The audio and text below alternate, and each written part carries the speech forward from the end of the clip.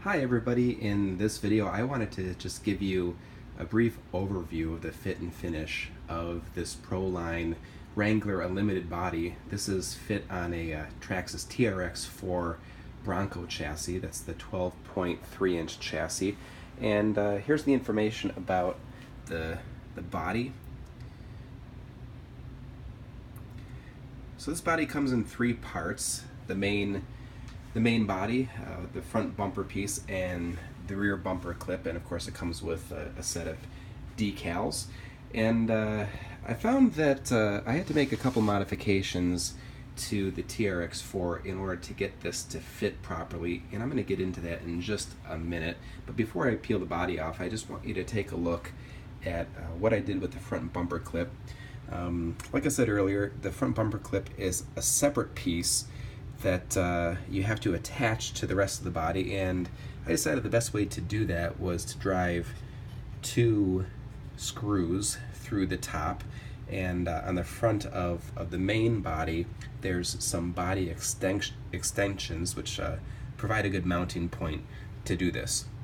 Now the bumper is a little bit flimsy, but that actually makes it easier to get the body on and off, as I'll demonstrate in just a minute. But let's take a look here at the rear.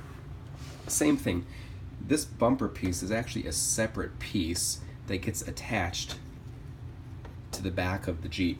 Now, you don't have to use this piece. You could go without it, but you know, for demonstration purposes, I decided to do the kit up with all of the pieces included so that you guys could see and make some decisions for yourself as to whether or not you want to use the front bumper or the rear bumper. But I found the best way to attach it, again, was just to drive a screw through the top of the bumper and then through the top of the body extension that comes off the Jeep body, and then I anchored it with a nut down here. So that secures it pretty good. It's actually quite firm.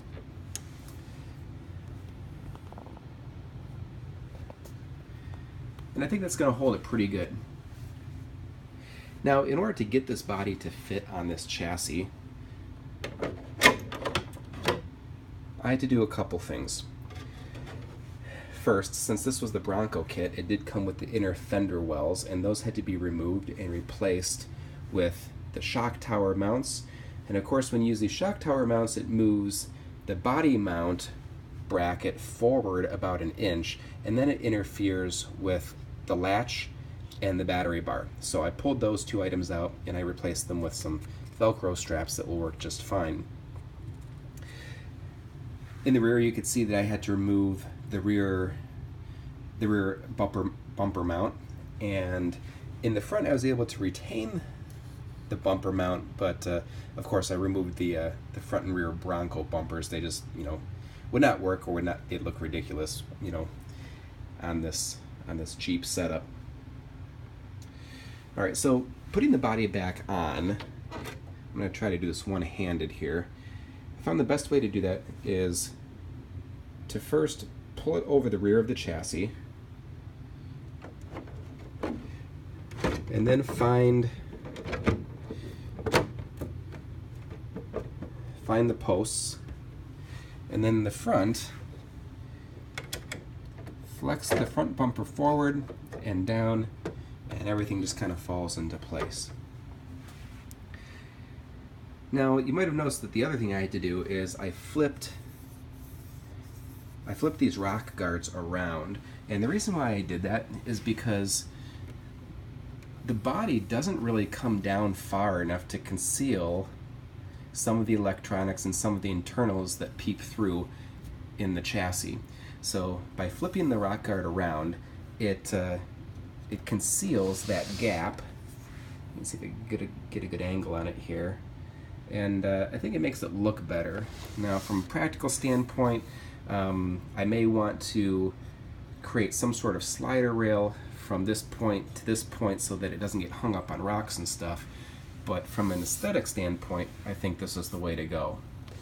So let's do a little 360, and you know, make sure you like and subscribe to my videos, and If you have any suggestions or comments about what you see here, I'd love to hear from you.